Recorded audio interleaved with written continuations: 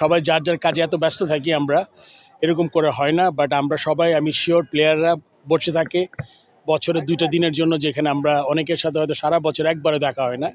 এটা একটা বিরাট ব্যাপার। এর চেয়ে ভালো উপলক্ষ হতে পারে না স্বাধীনতা দিবসে এরকম সবার সাথে একসাথে দেখা হওয়া। এবং এটা একটা ফ্যামিলির মতো। আজকে আমি যদিও ফ্যামিলির সদস্য কম দেখতে পাচ্ছি, বাট আগের ব্যাচগুলোতে ওয়াইফ বাচ্চা সবাই আসতো। সো সত্যি সত্যি মিলন মেলা। আর আপনি জানেন যে সব ন্যাশনাল প্লেয়ার, 2 টিমে 30 জন, ম্যানেজার আমি, রকিউল ভাই এক টিমে, আমি এক টিমে, ওয়াহিদ ভাই কোচ ছিল। ওয়াহিদ ভাইয়ের সাথে আমার সাথে মনে হয় 3-4 বছর পরে দেখা হলো। সো অত্যন্ত আনন্দিত আমি যে সবার সাথে অ্যাটলিস্ট 2-একটা কথা বলা, ড্রেসিং রুমে বসা, আলাপ করা খুব ভালো লাগছে। 72 ঘন্টা ময়েশ্চার লক সমৃদ্ধ লিলি বডি ওয়াশ, শিয়া বাটারের গুডনেস স্কিন রিপেয়ার করে রাখে সফট ও গ্লোয়িং। আমাকে বলেছিল খেলার জন্য, আমার মনে হয় আজকে আমাকে মিস করেছে ব্যাটসম্যান হিসাবে।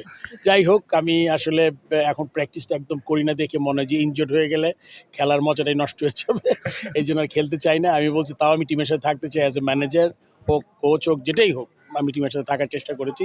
রফিক যখন থেকে ন্যাশনাল টিম থেকে ওর খুব বেশি পরিবর্তন হয়নি আমার মনে হয়। বয়সটা বেড়েছে, আর আপনার ফিটনেসও দেখবেন আমাদের সবার থেকে ফিটও। আর বোলিং তো হ্যাজ এ গোল্ডেন আর্ম। আমরা বলি যখনই আসে উইকেট পায়, একটা জায়গায় বল করে, ভেরি ইকোনমিক্যাল। মানে রফিকের মতো আই এম শিওর এখনও সেই ফ্র্যাঞ্চাইজি যে মাস্টার্স লিগগুলোতে হয়, রফিক সবচেয়ে ইম্পর্টেন্ট প্লেয়ার এখনও হতে পারে সে, আমার মনে হয়।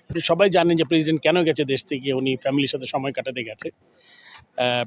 থাকলে ভালো হতো, বাট উনি আসবেন হয়তো এই মাসের শেষে বলেছেন উনি। ক্রিকেট বোর্ড কে আসবে না আসবে, আমরা যারা আছি একমাত্র এজেন্ডা বাংলাদেশ ক্রিকেটকে এগিয়ে নিয়ে যাওয়া, বাংলাদেশকে এগিয়ে নিয়ে যাওয়া।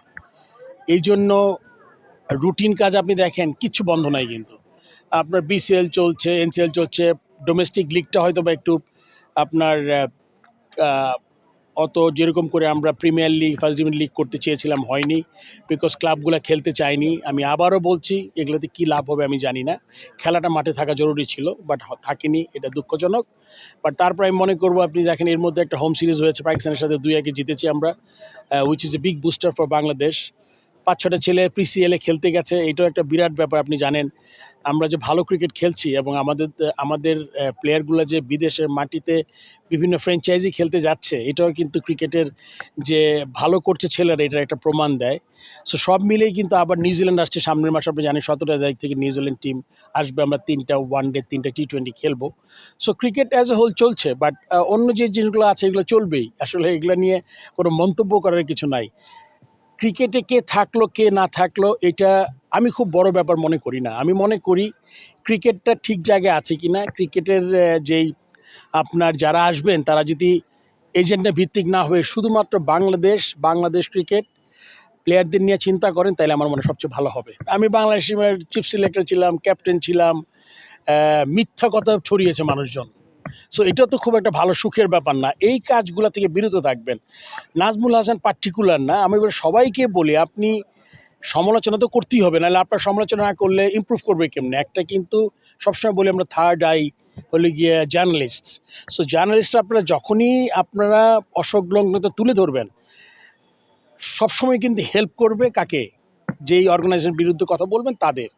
সো মিথ্যা সংবাদ পরিবেশন করার দরকার নেই। আপনি সত্যিটা তুলে ধরেন, সমালোচনা করেন, যাতে গঠনমূলক সমালোচনা করে তারা ইমপ্রুভ করতে পারে ক্রিকেট বোর্ড। সমালোচনার এগেনস্টে না আমরা। তবে হ্যাঁ, ব্যক্তিগত পর্যায়ে আপনি যখন কোনো পজিশনে থাকবেন, তখন আপনার মন্তব্যটা খুব একটু চিন্তাভাবনা করে করা দরকার আমি মনে করি। বিকজ যেই ছেলে করবে, যার এগেনস্টে করবে, তার স্ট্যাচারটা কি, সে কী করেছে বাংলাদেশ ক্রিকেটে।